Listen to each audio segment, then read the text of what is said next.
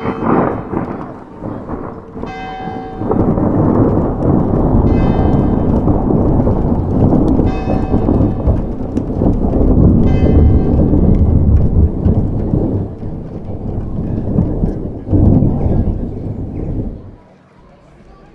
Dueñas, Iloilo ay may napakayamang kasaysayan.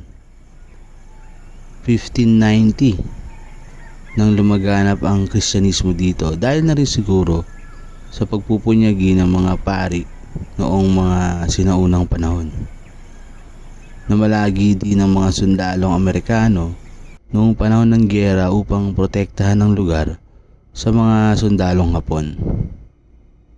Marami pang maaaring balikan.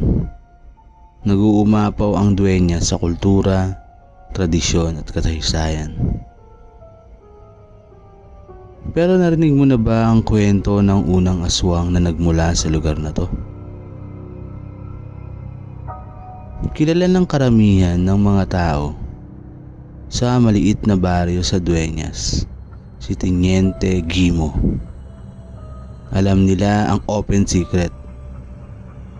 Alam nilang aswang si Teniente Guimo.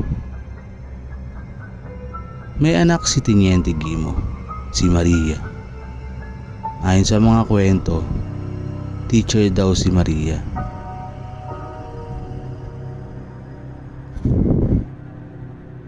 Tipikal sa probinsya na mag-imbita ng bisita kapag piyesta. Swerte daw yun.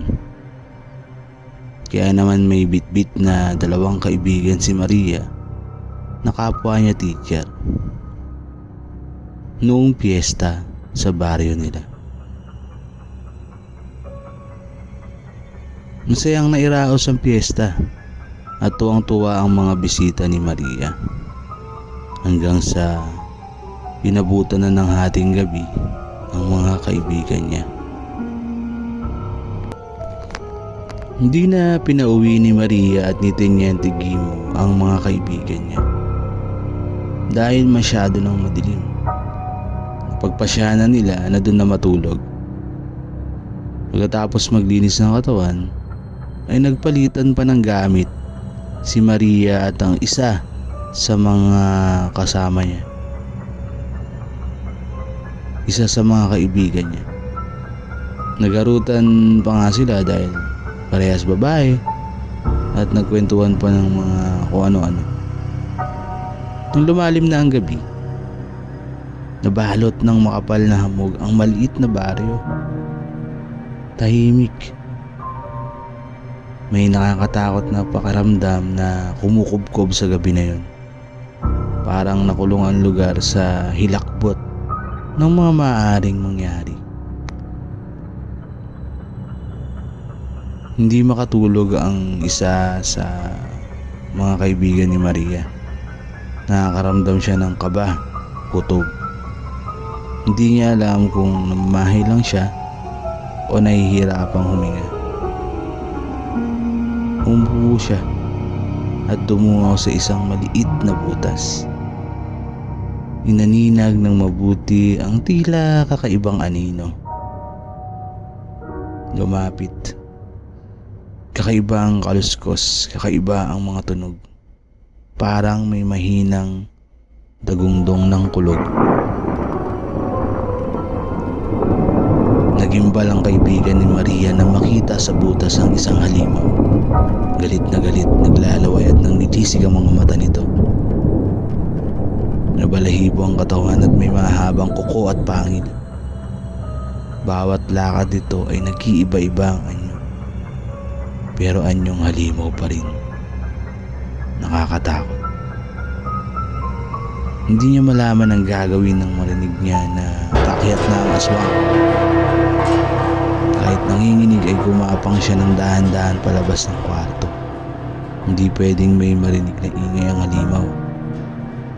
Dahil siguradong hindi siya bubuhayin ng mga ngipin at pangil nito. Nakapasok ang aswang sa kwarto at nakalabas na din ang kaibigan ni Maria nang hindi napansin ng halimaw. Bumaba siya ng dahan-dahan na tumutulo ang magkahalong sipon at pawis. At Nang makatsyempo ay kumaripas na siya ng takbo palabas ng pinto. Mabilis. Wala na siyang pakialam. Kahit maiwan ang mga gamit niya, kahit naiwan ang tsinelas niya, hindi siya huminto ng takbo at hindi na muling lumingon pa. Nung makalapit ang gutom na aswang sa dalawang natutulog, ay hindi na siya nagsayang ng oras. Pinatay na niya ng sabay ang dalawa sa pamamagitan ng pagtusok ng mga kuko nito diretso sa puso. Sabay silang naghinga. Sabay nalagutan ng hininga. Huli na nang mapansin niyang si Maria pala isa sa mga napatay niya. Dahil sa kahayukan ng aswang na si Teniente Guimo, ay napatay niya ang sariling anak. Napagkamalan niya ito dahil nga naipagpalitan ng kasuotan sa nakatakas na kaibigan. Nalugmok ang halimaw, nagwala, nagalit at halos wasakin ang lahat ng mga nasa paligid. Hanggang sa tuluyan na siyang nanghina, naging tao at binalot ng lungkot. Sa wakas, nakonsensya at nagkapuso ang aswang. Aswang siya pero tao din pala. Wala pang nakakapagpatunay kung totoo ang kwento ni Maria at ni Teniente Guimo. Maaaring guni-guni lang ito, produkto ng malikot na imahinasyon. Pangsaywar nga daw ng mga kano ang mga kwentong katatakutan para panabla sa mga hukbalahap. Kaya nga ginawa din ng mga Pinoy ang kwento ni Teniente Guimo para panakot naman daw ng mga Hapon at kano. Superhero character daw talaga ang pakay, kaya naisip ang kwento ni Teniente Guimo. Meron ding mga kwento-kwento na yung nakatakas na kaibigan ni Maria ay nag-report sa mga pulis, kaya nagpasalin-salin ang kwento. At dahil nga raw sa report na yun, ay hinanding si Teniente Guimo at pinatay ng mga pulis at ng taong bayan sa pamamagitan ng pagkapako ng pabaliktad sa krus.